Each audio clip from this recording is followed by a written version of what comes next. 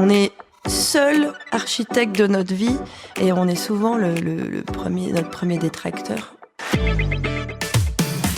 Bonjour, je suis Thierry Régnier et vous écoutez C'est le chemin qui compte. Le podcast qui permet à chacun d'entre nous de libérer son potentiel et de devenir qui nous sommes vraiment. Chaque épisode est l'occasion de partir à la rencontre d'invités singuliers, connus ou non, jeunes ou moins jeunes, pour explorer leur chemin de transformation et nous inspirer dans notre propre quête de changement. Chemin faisant, nous plongerons ensemble dans les coulisses de leur voyage, les défis surmontés, les victoires célébrées, les expériences marquantes, les rencontres déterminantes et les leçons apprises. Bref, toute chose qui nous rappelle que plus que la destination, c'est le chemin qui compte. Aujourd'hui, je reçois Marie Gabory, cofondatrice et présidente de Tuvalu, une solution logicielle qui aide les entreprises à mieux piloter leur stratégie climat et RSE. Bonjour Marie. Bonjour. Alors Marie, je suis très heureux de t'accueillir sur ce podcast et j'aimerais commencer par retracer ton chemin qui, pour être, comme tu me dis toi-même, atypique, n'en est pas moins passionnant. Alors tu grandis en pleine nature, en bord de Sèvres, à côté de Nantes, au sein d'une famille d'entrepreneurs éco-engagés qui t'éduquent dès ton plus jeune âge dans des valeurs écologiques et humanistes. Dans les années 2000, tu poursuis des études en stratégie au cours desquelles un voyage d'études en Chine t'offre une rencontre déterminante avec le taoïsme et le livre des transformations, le fameux Yi Jing. Tes études achevées, tu débutes ta carrière dans le conseil en environnement, surtout pour mettre un peu d'argent de côté et reprendre rapidement le large avec cette fois-ci pour destination le fascinant continent africain. De retour en France, tu décides de reprendre tes études et tu obtiens un master en géopolitique. Passionné par les sujets sociaux et environnementaux, tu intègres EVA en 2009, une société spécialisée en éco-conception et analyse du cycle de vie. À ce moment-là, tu es confronté à la complexité de mesurer l'empreinte carbone des entreprises et tu as l'intuition qu'il faut simplifier le bilan carbone pour en faire un véritable outil de pilotage pour les dirigeants. C'est ainsi qu'en 2012, tu cofondes Tuvalu, en référence à cette île du Pacifique menacée de disparition par la montée des eaux, pour aider les entreprises à mieux piloter leur stratégie climat et RSE. À l'époque, une femme qui propose de mettre l'impact au cœur des stratégies d'entreprise est tout simplement révolutionnaire et beaucoup te voient aujourd'hui comme une entrepreneure pionnière sur ces sujets de climat. Tuvalu grandit, est toujours guidé par l'impact, obtient la certification B Corp en 2017, puis le statut d'entreprise à mission en 2019. Et en 2020, tes questionnements sur l'avenir post-Covid te conduisent à réfléchir en profondeur à la responsabilité sociétale des entreprises et tu décides d'adopter chez Tuvalu un modèle d'organisation horizontale, l'holacratie.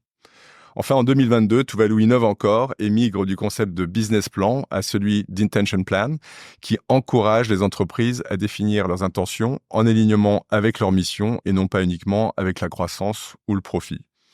Alors que Tuvalu fête ses 10 ans, tu saisis cette opportunité pour revenir sur cette épopée, rappeler vos valeurs et prendre une décision majeure, te rapprocher de la nature en déménageant à la montagne pour, dis-tu, te réinventer, rester pionnière et commencer à partager ton expérience pour inspirer d'autres acteurs du changement. Alors, avant de rentrer dans le vif du sujet, j'ai envie de te faire réagir sur le chemin que je viens de retracer. Marie, qu'est-ce que ça évoque pour toi quand on retrace ce chemin ? Franchement, ça fait des frissons. Puis je t'écoute, c'est vraiment fidèle. Donc c'est comme contempler sa propre vie. Des frissons, beaucoup de plaisir parce que finalement, on est jeune et donc il y a un long chemin derrière moi. Et ouais, c'est ça, frissons et joie. Tuvalu vient de fêter ses 10 ans, on le rappelait, et la première question que j'ai vraiment envie de te poser, c'est quel bilan personnel, toi, tu fais de cette décennie qui vient de s'écouler à la tête de Tuvalu ? J'ai appris, la vie d'entrepreneur, elle est un peu dingue. J'ai appris beaucoup de choses et à chaque fois, j'essaie de refaire le bilan et de ce que j'ai appris. C'est vraiment ces dernières années avec l'holacratie qui m'ont transformée dans ma façon d'être avec les équipes, d'être dirigeante, d'être leader. L'holacratie m'a appris à refaire société et à proposer un cadre pour que chacun ait un espace bienveillant d'expression et de travail. Donc oui, c'est les dernières années, mais c'est vraiment ce qui me reste. Et je pense que le chemin sur ce sujet est très long. On doit vraiment réapprendre parce que on a appris plutôt la performance, donc comment moi je peux être le meilleur. Et là, il faut réapprendre à comment ensemble on peut non pas être le meilleur. Alors, les B Corp a dit not best of the world, mais best for the world. Donc, être ensemble pour la Terre. Et justement, pour ceux qui sont pas très familiers, dont moi, avec le concept d'holacratie, est-ce que tu peux peut-être le redéfinir et nous dire ce qu'il recoupe? Ça fait partie des modèles horizontaux, c'est qu'on n'a pas une pyramide avec un organigramme avec des gens au-dessus des autres, mais un cercle. Notre organigramme, c'est des cercles qui contiennent des cercles, qui contiennent des petites bulles. Et d'ailleurs, dans une entreprise, quand on grandit, pour travailler ensemble, il faut recréer des petits groupes. On travaille bien dans un groupe entre 8 et 12 personnes. Au-delà, on refait des petits clans de toute façon, spontanément. Donc, l'holacratie, c'est remettre le pouvoir de chacun dans son rôle au plus près de celui qui l'exécute. Voilà, c'est redonner le pouvoir à chacun, c'est hyper important. Et les jeunes adorent ça. Enfin, c'est de l'empouvoirment. Voilà, de les rôles et l'espace de travail bienveillant et partagé, pouvoir partager. Donc ça fait 3-4 ans que vous avez mis ça en œuvre chez Tuvalu. Est-ce que tu peux peut-être nous parler des bénéfices que tu en as vus, des résultats que vous avez recueillis en mettant en place ce modèle d'organisation? Le chemin est pas évident parce que ça demande surtout pour les dirigeants, de se re-questionner sur la notion de pouvoir. Les bénéfices, je les ai vus dès 6 mois, d'avoir des cercles qui sont autonomes et qui fonctionnent et qui fonctionnent bien. Donc ça, c'est une première chose. Aujourd'hui, il y a un enjeu. On me dit toujours que les jeunes, ils veulent pas travailler. Bon, c'est totalement faux, mais par contre, c'est vrai que ces modèles-là sont des modèles où ils donnent vraiment le meilleur d'eux-mêmes, où ils sont reconnaissants qu'on leur donne leur part utile et nécessaire de pouvoir, qu'on leur fasse confiance en fait. Ça, c'est ça répond à un énorme problème qu'ont les entreprises aujourd'hui, de l'attractivité, l'implication des jeunes. Et puis, alors, sur la stratégie, c'est plus délicat, mais ça fait monter chaque personne. On crée donc ensuite des cercles. Chaque cercle a son leader. Et le leader, il n'est pas hiérarchiquement au-dessus des autres, mais avec les autres. Donc, on a des redevabilités. Quand on a un pouvoir, on a des obligations. Et ces leaders, ça crée un corpus. C'est l'équivalent d'un codir, mais on fonctionne pas du tout pareil. Donc ça, c'est la problématique du moment, quoi. C'est vraiment réinventer la notion de leader. Et ça, de toute façon, c'est une problématique sociétale très large et il y a 10 ans, quand je parlais de décarbonation, c'était vraiment le sujet en amont. Et là, on m'a dit, mais Marie, t'étais trop en avance, t'avais raison, maintenant tout le monde en parle. Bon, maintenant, je dis vraiment, l'holacratie, en fait, ça va nous occuper les 5-10 prochaines années. Mais c'est sûr qu'on va aller vers ce mode-là.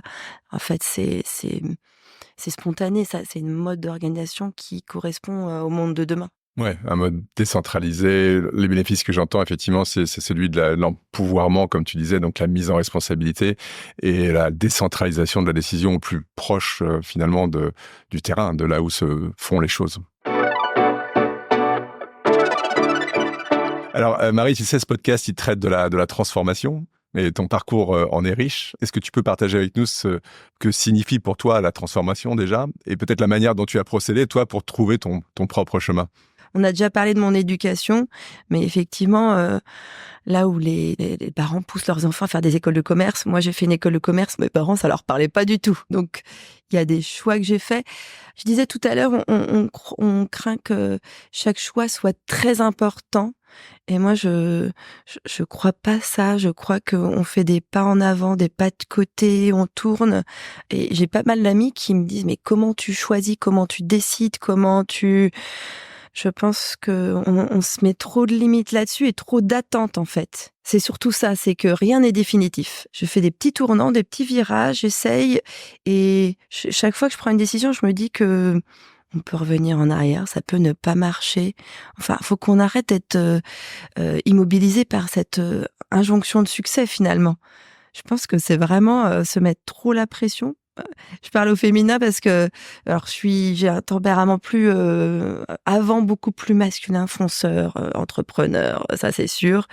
Donc je me jette à l'eau et donc mon côté féminin plus réfléchi maintenant faut pas que ce soit immobilisant. Enfin, chez les femmes aujourd'hui, ouais, trop de pression. Donc moi, c'était spontané en fait. J'ai voulu aller en Chine, je suis allée en Chine. J'étais étudiante, j'en ai pas forcément fait ma carrière. Alors maintenant, je dirais, j'ai choisi ce qui me mettait en joie. Alors j'ai quitté ça pour aller voyager. Forcément, c'est sympa quand on en a les moyens. Mais aujourd'hui, d'ailleurs, ce choix d'aller vivre à la montagne, c'est pas tout à fait moi qui l'ai fait. C'est plutôt mon conjoint qui m'a tirée vers ça. Et en fait, on sait pas avant. La boussole intérieure, j'y crois énormément. Et ça peut marcher tout le temps. Au travail, je demande c'est quoi tes kiffs et tes compétences. J'ai bien aimé, c'est une collègue qui m'a donné ça. Qu'est-ce qu'on kiffe, qu'est-ce qui nous anime. En général, on est bon là-dessus. Bon, faut pas oublier si on n'est pas forcément un gros kiff de la comptabilité, mais c'est des compétences utiles dans une entreprise. Ouais, bien sûr. Donc, et on s'en sert beaucoup pour définir ses rôles. J'ai des gens qui sont très brillantes, mais qui vont pas du tout kiffer la relation avec les clients. Ouais. Et si on les pousse dans un rôle qui est pas le leur, ça va pas le faire. Donc avoir une bonne conscience de ce qu'on sait faire et de ce qu'on aime faire, et essayer de se diriger à l'intersection de ces deux choses-là qui nous nourrissent et qui nous donnent beaucoup d'énergie. Ouais, et s'écouter. C'est notre boussole. Ça, c'est très développement personnel. Alors, c'est vrai que moi, j'ai 1000 outils et ma vie, j'ai toujours été ou coachée, ou fait du qigong, ou fait du yoga, ou de la méditation, ou de la danse, ou du dessin. Enfin, tout ça, ça nous aide juste à savoir nous entendre nous-mêmes, quoi. D'accord, c'est intéressant et on va en parler, ces rituels, mais juste pour conclure sur cette partie du chemin, tu dis donc, ce que j'entends, c'est que tu n'as pas nécessairement eu de plan, tu n'avais pas une carte devant toi qui te disait, voilà, la destination est là, je veux y aller, donc tu t'es laissé porter quelque part par le chemin, c'est vrai, faire des enfants, ça, c'est quand même une décision importante et finalement, il y a ce côté se jeter à l'eau, quoi. Qu'est-ce qui t'a guidé quand même? C'est tes intuitions? Ouais, je pense que c'est une certaine légèreté. Parce que, en fait, il y a ce poids qu'on met aux décisions. Une légèreté et puis, oui, l'intuition, l'audace, faut oser. Moi, j'ai été élevée dans osons faire, osons. Et comment tu t'autorises à oser? Parce que peut-être que t'as grandi dans un environnement bienveillant qui t'a encouragé à oser, à être toi-même, à écouter tes intuitions et qui tu es. Mais qu'est-ce que tu dirais à des personnes qui n'ont pas l'habitude d'oser et qui souhaiteraient peut-être oser plus? Mais en fait, je fais toujours très attention quand je partage ça parce que c'est vrai que il est interdit d'interdire. C'était la vie un peu anarchique, enfin inspiration anarchique. Donc j'ai eu peu de barrières. Donc ceux qui en ont eu, nommons-les. Enfin, conscientisons nos barrières, conscientisons ce qu'on nous a interdit de faire. Enfin, une fois qu'on l'a nommé, conscientisé, on peut dire ok, je vais vivre avec parce que ça me protège aussi. Ou alors non, cette barrière elle me fait chier, je vais la défoncer. Mais on est tel qu'on est et on est seul architecte de notre vie et on est souvent notre premier détracteur. Ouais. Et donc la première étape, c'est la prise de conscience, donc de conscientiser ces barrières, de les nommer, de les reconnaître, et ensuite éventuellement d'établir une stratégie pour les contourner, les passer outre. On a mis les outils pour aller plus vers qui on est vraiment. Ok. Et toi, donc sur chemin, dans quelle mesure tu as le sentiment de t'être rapproché de qui tu es vraiment, justement, et comment tu as opéré ce rapprochement? Est-ce que tu parlais plutôt des hasards du chemin, mais est-ce que tu as le sentiment aujourd'hui d'être vraiment toi-même? Moi j'ai eu, on a tous, d'ailleurs, on en parle beaucoup aujourd'hui, de notion du masculin, du féminin, yin-yang. Alors, l'inspiration taoïste, chez moi, c'est ça, c'est le yang, c'est la force d'action, la force masculine, la force de l'extérieur, et le yin, c'est plutôt la douceur, l'intériorité. Enfin, c'est plus complexe que ça, mais et puis c'est ensemble. Donc, et c'est en mouvement. Ouais. Voilà, on parlait du Yi-Ting, c'est les livres des mutations, tout change. Donc, déjà, si on se dit que tout bouge, c'est plutôt que de prendre une décision, c'est d'orienter un mouvement. Donc ça, pour dire que moi, à un moment, je me suis dit, je suis pas Thatcher, chef d'entreprise hyper fonceuse, hyper un peu dure. C'est bien, mais c'est pas tout à fait moi. Et c'est vrai que j'ai eu la chance dans mon entourage de suivre assez tôt ce mouvement des cercles de femmes ou il y a 1000 formules maintenant, mais ou de sororité, et de retrouver ces cycles. Ah, moi, j'aime beaucoup la notion de cycle féminin, c'est-à-dire que justement, que ce soit dans la journée, que ce soit dans l'année, que ce soit lié au cycle des règles, on a un été qui peut être l'ovulation et un hiver qui est le moment des règles, qui est le moment de l'intérieur. Et alors il y a pas mal d'écrits là-dessus, il y a les tentes rouges. Et d'ailleurs, c'est une Américaine qui a écrit La femme optimale.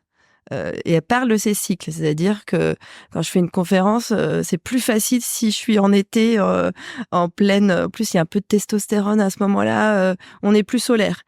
Et puis, par contre, quand on est en hiver, on a plus envie de se terrer chez soi au coin du feu et de ralentir. Et elle disait que ce repos à ce moment-là, il est valable pour toutes. C'est ça le côté femme optimale. D'accord. En tant que chef d'entreprise, je me suis dit, c'est une version du féminin qui peut marcher et puis qui est une vision de la femme puissante en fait, parce qu'on peut être à la fois très solaire et à la fois, si on accepte la partie lunaire intérieure de nous-mêmes, on y retrouve beaucoup, beaucoup de ressources. Donc, ces cycles-là m'ont permis de redevenir femme, de me reconnecter au cycle lunaire et même pour les hommes et les femmes. Enfin, en hiver, on peut pas être à 200%. Reposons-nous. C'est comme les arbres. La nature, l'hiver, elle se repose. Il y a plus d'arbres, il y a plus de feuilles. Et ça, nous, on veut être à 200% tout le temps. Et on se crame.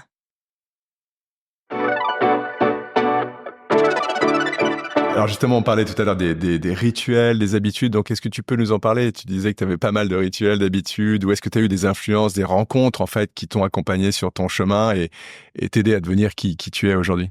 Moi, c'est vraiment une fois, j'ai fait mon CV spirituel parce que je me suis dit, en fait, j'ai beaucoup entre la Chine, ma famille, mes pratiques de yoga ou d'autres méditations, moi, ça prend énormément de place et de plus en plus en fait. Donc, et le truc ingrat, c'est que c'est quand même du temps, enfin, et du boulot. En fait, c'est faux de dire vous allez hop, faites des saluts au soleil tous les matins et vous allez vous retrouver vous-même.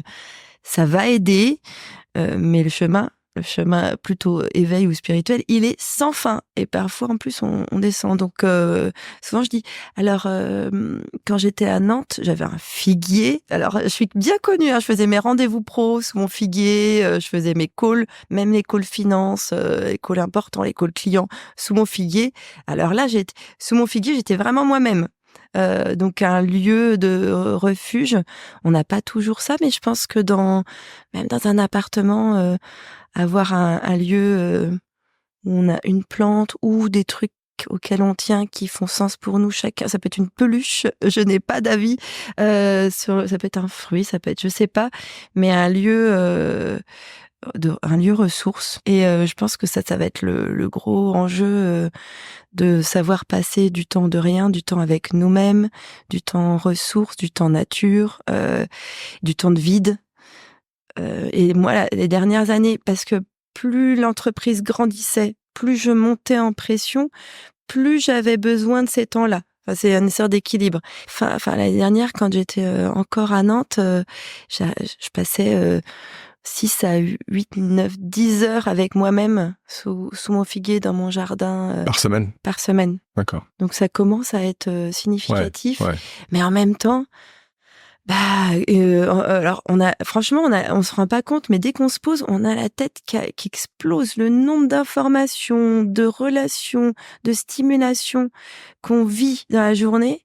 Et ces temps-là, parfois, c'était juste de décanter, de respirer, de ranger tout ça quelque part, et de pas exploser en fait. Enfin. Ouais, et sortir du côté performatif, de devoir absolument exécuter, faire quelque chose et arrêter de faire, mais commencer à être nous-mêmes pour nous retrouver, quoi. Et surtout, alors je me bats avec mes collègues, c'est que c'est extrêmement performant.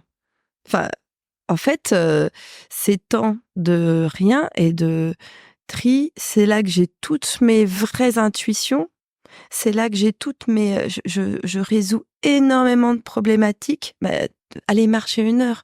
Marcher 1 heure, vous aurez la réponse à la question que vous posez. C'est un super investissement. Non, c'est pas du temps perdu. C'est pas du temps perdu. En fait, c'est ça qui est marrant. Le temps d'être, il est extrêmement productif. Le temps de vie est productif. Donc, et je le dis à mes collègues, je dis, mais si t'es bloqué, arrête-toi, va marcher, allonge-toi, laisse-toi le temps. C'est le temps du vite qui est destructeur, le temps de l'urgence. Donc, l'urgence d'agir, ça va nous faire juste aller plus vite dans le mur. Donc, juste, il est urgent de ralentir. C'est le rapport au temps, ça va être un vrai enjeu dans nos civilisations. C'est incroyable. Puis avec l'instantanéité de l'actu, enfin, l'humain est pas adapté à ce fonctionnement-là. Hein. Est-ce que, j'imagine, dans ton chemin, tu as rencontré des moments de doute ou d'incertitude, peut-être liés à des critiques ou des jugements sur ce chemin de transformation qui a été le tien? Est-ce que tu peux nous parler de la manière dont tu as rencontré ces moments, mais surtout comment tu les as peut-être contournés, combattus? Clairement, au début de Tuvalu, on prêchait dans le désert sur le climat. Donc, c'est que depuis le Covid qu'il y a une prise de conscience et que nous, donc j'ai mis 8 ans à être 12 et 3 ans à être 36 personnes salariées. Et là, c'était dur de croître, en fait. La croissance, c'est pas facile.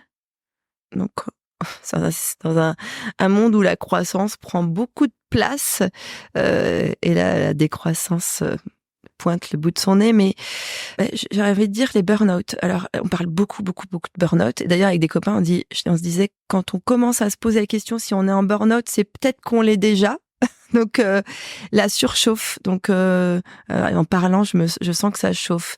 Donc, on est très souvent en surchauffe. J'ai très souvent été en surchauffe.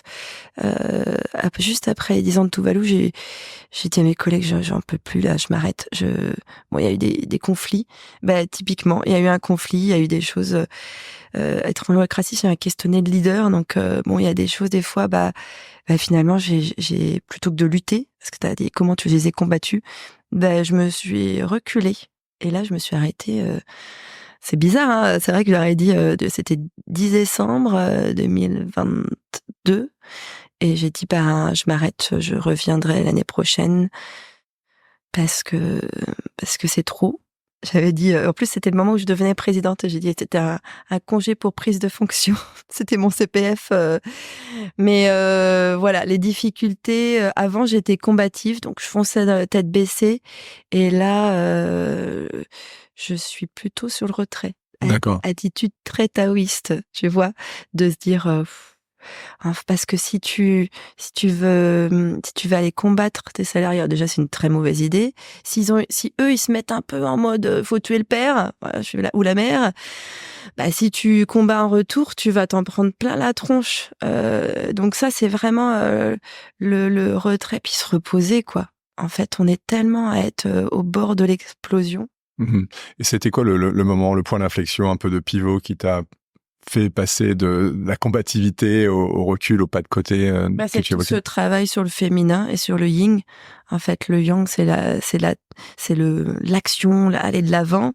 Et en fait, le recul, comme la décroissance, on retrouve les cycles. Hein. C'est tout ça, je fais le lien avec tous ces concepts parce que ce qui m'a plu dans le taoïsme, c'est que ça relie tout. Et le recul, la décroissance, les saisons, le moment de l'automne, on va perdre ses feuilles, on va souffler. Et c'est une stratégie souvent gagnante, mais à qui on fait pas de place du tout dans nos sociétés. Ça commence à devenir possible, mais il faut qu'on aille jusqu'au burn-out, faut qu'on attende d'exploser pour s'arrêter.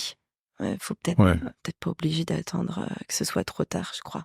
Ouais, donc reconnaître qu'on fait partie d'un cycle et qu'on n'est pas toujours dans la même phase de ce cycle, donc on peut pas toujours être dans la performance, dans l'exécution, dans le côté performatif effectivement, mais que parfois il faut prendre des plages de repos, de régénération, de reconstruction. Et l'image de la planète que tu évoquais est assez criante également, parce que c'est des cycles également. On peut pas consommer plus que la planète est en capacité de régénérer, quoi. Produire, Ouais. ouais. La régénération, on parle maintenant d'entreprise régénérative. C'est un très très beau nom, quoi. Et puis encore une fois, hein, enfin, j'ai vu que avant je parlais de climat, etc. Puis ah ben je vais me régénérer moi-même avant de faire une entreprise régénérative. Si on bosse pas chacun individuellement sur soi avant d'être en collectif, bah on y met. Ouais. D'ailleurs, c'est ça qui m'a fait moi dans l'équipe dire je suis la projection de tous vos problèmes. Enfin voilà, une entreprise sans chef, il y en avait qui avaient des vrais problèmes avec l'autorité. Je dis mais je comprends que tu as un problème avec l'autorité. Moi aussi, j'en ai un personnellement très très marqué, mais je vais le régler moi-même. Je le décharge pas sur les autres. On se rend pas compte à quel point on projette tous ces. C'est un peu la CNV. C'est réapproprie-toi tes besoins et tes. C'est quoi la CNV? Communication non violente. Ah oui, communication non violente. Tu sais, ça m'a aidé à formuler mes besoins. Et en général, dans notre communication, on projette, voire on attaque, on met tout sur l'autre, un truc qui nous appartient à nous. On pense que l'autre, il pense comme nous, mais il y a des gens qui ont besoin de sécurité et d'autres qui ont besoin de nouveauté. Et quand ils vont se parler, ils vont pas forcément se comprendre. C'est un peu, ouais. Donc, deux choses que j'entends. Tu dis, avant de s'occuper des autres, voir son environnement, s'occuper de soi-même, de sa propre santé physique, mentale, émotionnelle. Et puis, lorsqu'on est confronté à un conflit, pas nécessairement penser que le conflit réside dans la personne en face de nous, mais que peut-être on a une part de responsabilité dans ce conflit en premier lieu. Quand tu regardes un petit peu ta transformation personnelle, quel impact tu dirais qu'elle a eu sur toi-même, mais aussi sur les autres, sur ton entourage? Mais ma dernière transformation, c'est d'aller à la campagne, à la montagne. Je suis en hauteur et ça, c'est c'est le post-Covid, hein, je suis pas la seule à l'avoir fait. On est plein à avoir un petit trauma urbain à ce moment-là, à se dire OK, c'est peut-être pas là que j'ai envie d'être. Ralentir et voir à quel point on court, quoi, et voir à quel point ça me fait du bien. Je suis beaucoup moins pénible avec mes enfants. Non, mais c'est vrai, on se rend plus compte. Alors, je suis quelqu'un d'épanoui, mais je me rendais compte qu'en fait, j'avais beau faire tout ce travail sur moi-même, être plus soumis à toutes ce rythme, ces sollicitations, etc. Ouais, moi j'ai trouvé de l'apaisement. Donc, t'être rapproché de toi-même, finalement, ça t'a permis d'être plus en équilibre, épanoui, toi, mais également ton entourage. Oui, c'est ça. En fait, c'est ça qui est marrant. Et on le dit. En fait, tu vis plein de choses qu'on dit. Hein. On parle. Avant, je parlais beaucoup de ralentir. Puis je dis, maintenant, je le fais. C'est pour ça, c'est pas égoïste souvent. Développement personnel, on s'occupe que de soi et c'est égoïste. Mais c'est ça, ralentir, faut pas l'associer à s'étioler. C'est-à-dire, on peut se développer tout en ralentissant. Et on va se développer en ralentissement, mais surtout quand on soigne soi, on soigne tous les gens autour de soi et on se remet disponible. Enfin là, je suis à nouveau disponible pour ma famille, mes collègues. Parce que si on a tous si la coupe est pleine, j'aime bien cette expression, on peut rien recevoir des autres. Et donc toi, tu t'en es donné les moyens en fait d'avoir ce ralentissement. Est-ce que tu penses que c'est à la portée de chacun d'entre nous de pouvoir le faire? C'est pas facile. Hein. Moi, j'ai grandi en pleine nature, donc c'est pas. C'est une vraie révolution. En fait, je dis et surtout, je veux pas dire faites comme. Enfin, c'est ça qu'il faut faire, mais pas du tout parce que c'était quand même ultra chaud. Moi, j'ai eu des moments. Il m'a fait 6 mois. D'épuisement. Hein. Enfin, le contre-coup quand on arrête de courir, en général, on tombe. À un moment, faut être franc. Hein. Donc en août dernier, en septembre, puis après un déménagement, c'est pas facile. Donc on n'est pas obligé de faire tous des choix radicaux. En fait, c'est ce que je disais.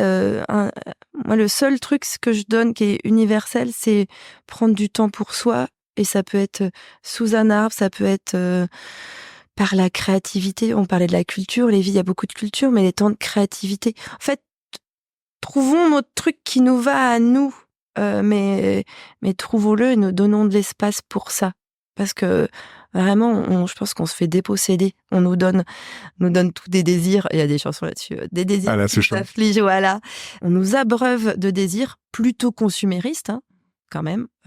Voilà, donc ça, c'est la décroissance, c'est intéressant. J'ai fait intervenir et je continue à creuser ce sujet parce que c'est un sujet sociétal, c'est un sujet personnel aussi. Et donc le rejet, le trajet, le projet. C'était Michel Pézan, donc, qui est venu faire une conférence en même temps que Timothée Paric et Sandrine Roudot. Et ça m'a fait bosser vachement longtemps, en fait. Alors, le rejet, bon, je crois qu'en ce moment, il y a pas mal de gens qui expriment leur rejet d'une société consumériste, d'une société qui va trop vite, d'une société enfin, chacun son rejet. Puis on peut avoir le rejet de l'autorité, le rejet de... Mais, ok, qu'est-ce que je ne veux pas?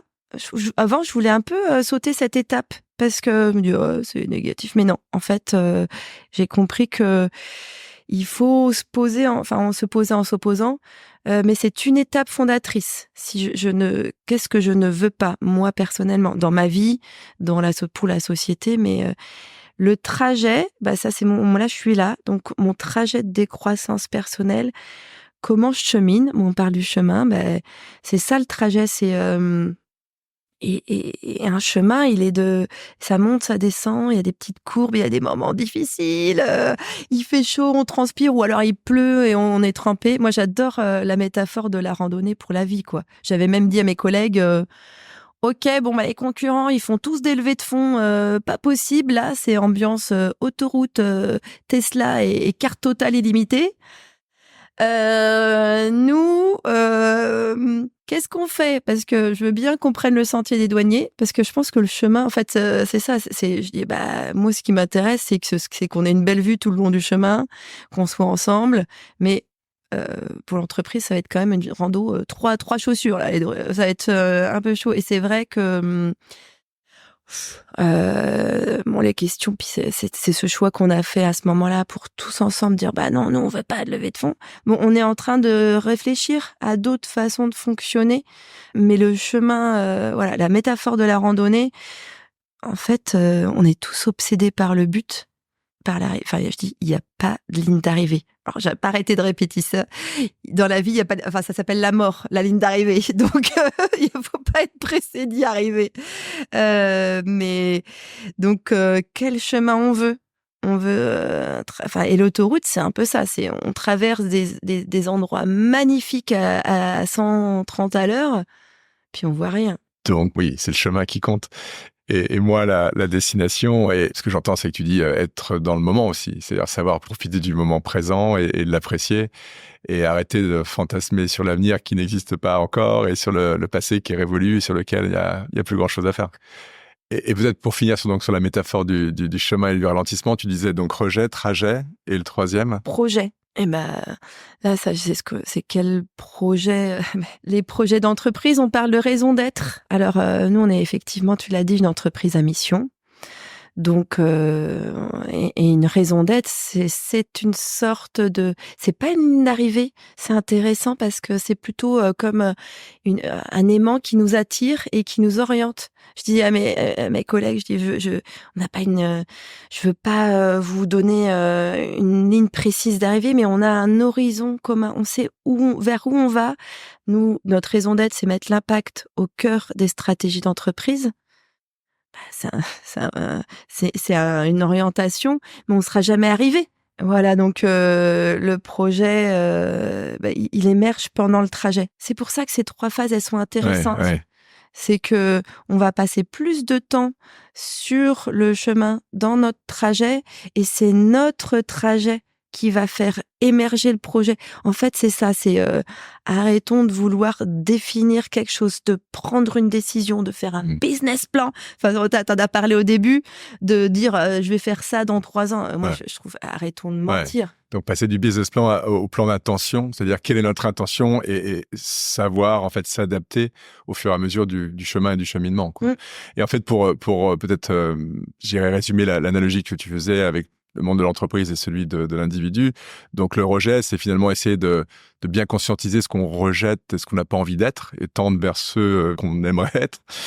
Ensuite, le trajet, c'est-à-dire se mettre en route, commencer à cheminer et chemin faisant, en fait, déterminer le projet et affiner le projet au fur et à mesure qu'on chemine. Oui, carrément. Et c'est marrant parce que le rejet dans le monde des entreprises, bon, on voit bien, hein, les jeunes, enfin, ils disent, j'irai pas travailler dans une entreprise qui pollue. Donc, le rejet est fondateur et s'arrêter sur ça, enfin, prendre le temps du rejet et de pas être, on va pas y rester, hein, parce que ce n'est qu'une phase Initial, ouais. initiale, fondatrice. Je pense qu'il y a que le trajet il y a le rejet, c'est ce qu'on laisse derrière nous. Le trajet, c'est là où on est, c'est notre moment présent, et le projet, c'est vers où on va.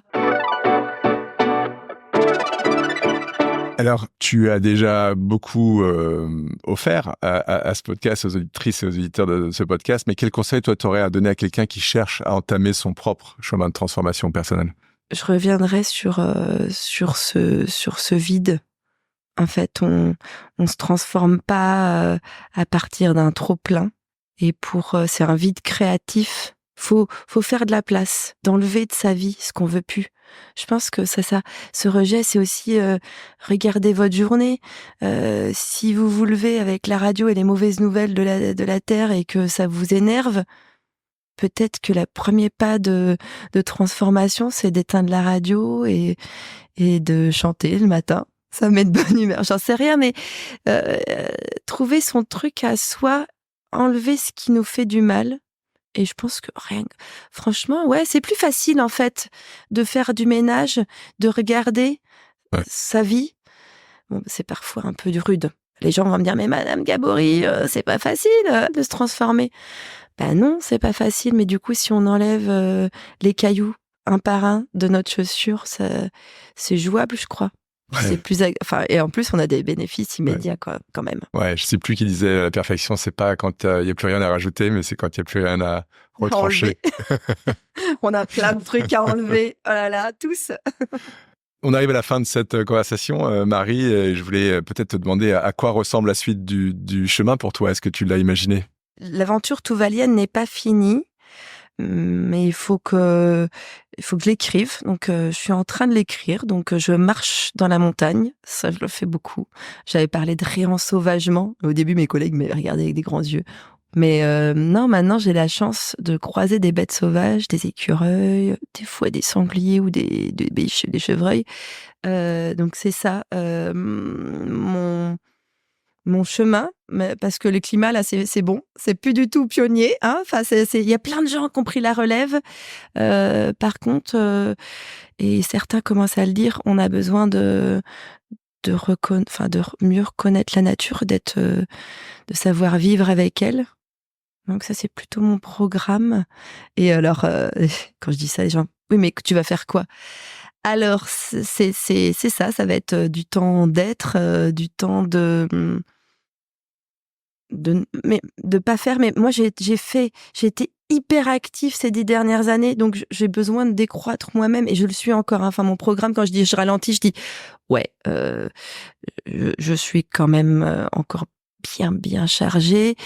Donc, je vais continuer d'appliquer ma décroissance personnelle, mais parce que j'en ai besoin moi. Parce que j'ai des amis autour de moi qui ont besoin, au contraire, de remplir leur vie de choses parce qu'elle est trop vide. Donc, voilà. En tout cas, ma prochaine étape à moi, c'est ce réensauvagement et de ressavoir vivre avec la nature et de toucher du doigt ces espaces non civilisés. Mais pourquoi est-ce que je pense que l'entrepreneuse très active que tu es ne va pas reprendre le dessus et faire quelque chose avec ce réensauvagement, peut-être au-delà de toi-même, mais peut-être le porter en fait, à la oui, bien communauté? sûr. Mais c'est ce que je disais, du coup, je vais appliquer. C'est mon chemin. Enfin, je veux pas décider de ce que je vais faire, je veux laisser émerger. Et il n'y a pas un projet, il y a comment je veux être disponible pour les autres et comment je veux être pour pouvoir peut-être ou pas créer à nouveau. Pas d'injonction. En tout cas, merci beaucoup.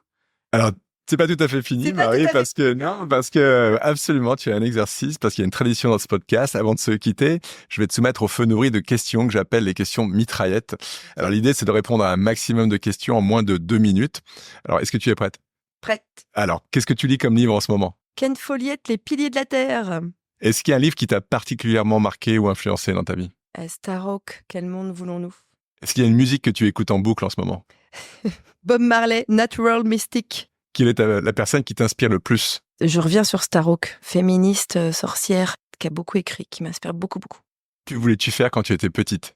Indiana Jones, archéologue. Comment commences-tu ta journée? Je prends mon thé maintenant en regardant les montagnes pendant une demi-heure. Contemplation. Quel talent aimerais-tu avoir? La clairvoyance. Quelle est ta plus grande force? Mon énergie, mon chi. Justement, qu'est-ce qui te donne le plus d'énergie? La nature. Quel est ton meilleur remède contre le stress? Chanter. Qu'est-ce que tu aurais aimé savoir quand tu avais 20 ans? Que j'étais aussi une femme et qu'être une femme, c'était pas que chiant. Qu'est-ce qui t'énerve le plus? Le patriarcat et la domination du capitalisme. Qu'est-ce qui te donne le plus d'espoir? Ma nièce, mais quand on va faire des cabanes dans les bois. Comment aimerais-tu qu'on se souvienne de toi? Bon, la pionnière, j'aime bien. Pionnière, visionnaire, pionnière. Quel est le plus beau chemin que tu aies jamais emprunté? Les chemins des animaux, les sentes des animaux. Et enfin, qui aimerais-tu entendre à ce micro pour le prochain épisode? Geneviève Ferron. Elle a réfléchi à la post-croissance, les âgés du futur. Merci Marie J'ai pour ton répondu à plein témoignage. de questions. Merci Marie pour ton témoignage inspirant. Bon retour dans les Pyrénées où tu habites désormais. Bon chemin. Merci beaucoup. C'était passionnant pour moi-même, en tout cas. Merci d'avoir écouté cet épisode. Avant de nous quitter, voici les quelques pépites que je retiens de la conversation avec Marie. Premièrement, arrêtons d'être immobilisés par l'injonction de succès. Chaque fois que nous prenons une décision, libérons-nous en envisageant que ça peut ne pas marcher et que nous pouvons revenir en arrière. Deuxièmement, pour trouver notre voie et nos rôles, écoutons-nous et croyons en notre boussole intérieure, définie par ce que nous savons faire, nos compétences, et ce que nous aimons faire, ce qui nous anime.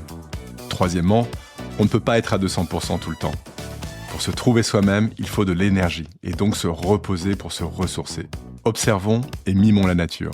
La plupart des arbres ne portent pas de feuilles en hiver, mais se ressourcent pour mieux renaître au printemps. Quatrièmement, en cas de blocage, il est impératif de ralentir et de sortir de l'urgence. Arrêtons de faire et commençons à être. Paradoxalement, le temps d'être est extrêmement productif. Ce n'est pas du temps perdu, mais un excellent investissement en nous-mêmes. Cinquièmement, envisageons d'appliquer le thème de la décroissance à nos propres existences en appliquant le triptyque rejet, trajet, projet. Le rejet, ce que nous ne voulons pas. Le trajet, quel type de chemin nous voulons emprunter. Et le projet, trouver notre raison d'être, l'aimant qui nous attire et nous oriente. Et enfin, sur nos chemins, nous sommes souvent obsédés par le but, mais il n'y a pas de ligne d'arrivée. Dans la vie, la ligne d'arrivée s'appelle la mort. Donc ne soyons pas trop pressés de la franchir. Voilà, c'est tout pour aujourd'hui. Mille merci à notre invité pour la qualité de son témoignage. J'espère qu'il vous a permis d'alimenter votre réflexion sur votre propre chemin de transformation. On se retrouve la semaine prochaine avec un autre invité marquant, acteur ou témoin de la transformation. Entre-temps, vous pouvez retrouver les épisodes de C'est le chemin qui compte sur toutes les plateformes de podcast. Et si vous avez aimé l'épisode, n'hésitez pas à partager vos avis, laisser des étoiles, à vous abonner et à en parler autour de vous et sur les réseaux. Chaque nouvel auditeur est une victoire. À très vite et n'oubliez pas, c'est le chemin qui compte. Alors bon chemin.